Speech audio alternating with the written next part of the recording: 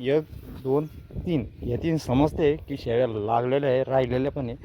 पण या गवळीचं आपल्याला कळत नाही आहे. म्हणजे हिचं दूध पण बाकी शेळ्यांचं दूध सगळं कमी कमी झालेलं आहे, पण तिचं दूध पण कमी होत नाही आहे.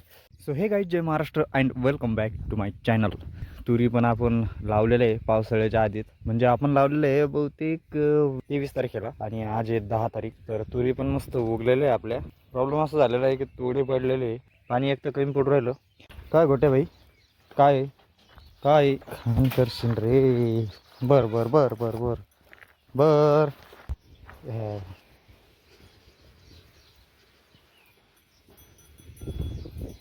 7 तारीख आहे आणि अजून पण पावसाचा एक थेंब आमच्याकडे आलेला नाही आहे.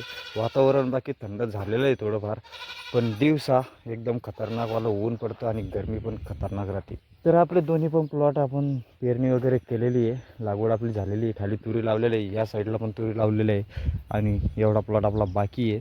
तर यामध्ये आपल्याला शेळ्यांसाठी चारा वगैरेनंच लावायची, इथं गवत वगैरे त्यांना पाला. आणि यावेळेस आपण तुती पण लावणार आहे, कारण भाई खतरनाकवाली यावर्षी परेशानी झालेली आहे आमची त्यांना खाण्यासाठी. म्हणजे त्यांचं खाणं एकदम पाणी पण नव्हतं आणि पाण्याला घास पण चांगला वाढत नव्हता आणि ते गवत वगैरे सगळं वाळून गेलेलं आहे. ते पण गवत वाळून गेलेलं आहे. वाळून गेलेलं म्हणजे पुरायला ते पाण्याच्या कमतरतेमुळं.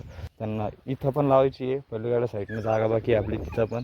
बाकी बांधारा वगैरेला आपल्याला सगळ्यात तुती आणि ते लावून द्यायचे शेवग्याची झाडं वगैरे, जेणेकरून आपल्या शेळ्यांना खाण्याची कमतरता पडणार नाही आणि बाहेरून आपल्याला पाला आणावा लागणार नाही.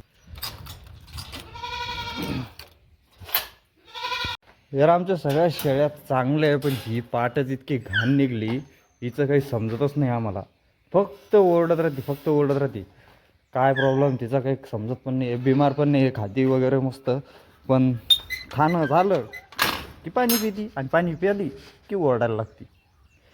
बाकी यांचं सगळ्यांचं आपण दूध बंद केलेलं आहे आता. पिल्लांचं आपल्या 4-4 महिन्याची झालेली. हा तर संड्या मोठा झालेला आहे आपला.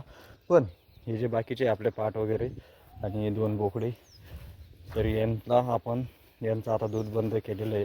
बाकी यार प्रॉब्लेम असा आहे की आपण ही शेळी ही शेळी घंटोळी आणि ती एक गवळी, या चारही पण एकाच बोकड्याने आपण भरवलेलं आहे. पण आम्हाला ह्या 3 1 2 3 या 3 समजते की शेळ्या लागलेल्या आहे, राहिलेल्या पण आहे.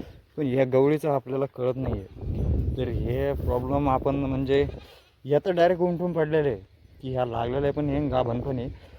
पण हिचा प्रॉब्लेम आपण चेक कसं करायचं ते मला समजत नाही. तर ह्या शेळीचा प्रॉब्लेम असा आहे म्हणजे हिचं दूध पण बाकी शेळ्यांचं दूध सगळं कमी कमी झालेलं आहे, पण तिचं दूध पण कमी होत नाही आहे. आणि पोट तर फुगलेलं दिसतं, पण ती माझ्यावर पण म्हणजे हिटवर पण आलेली कधी दिसत नाही. पण कधी कधी बोकडे आहे ना आपला, तो तिच्या मागं लागतो.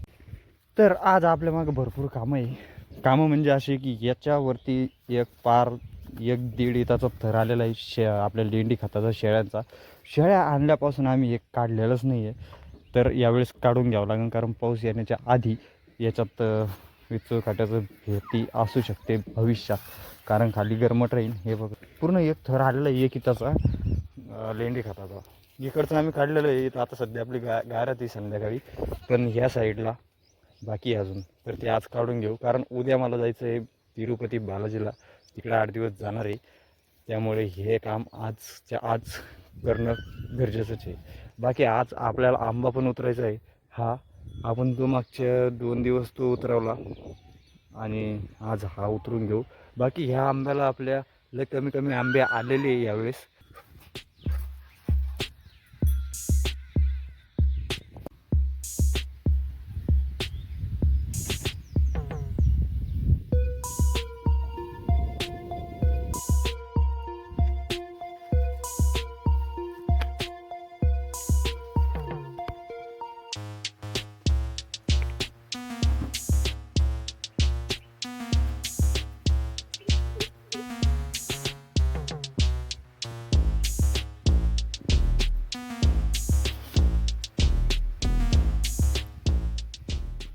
पण शेळ्यांच्या लेंड्यामुळे आणि मूत्रामुळे एकदम ते खतासारखं खतच झालेलं आहे.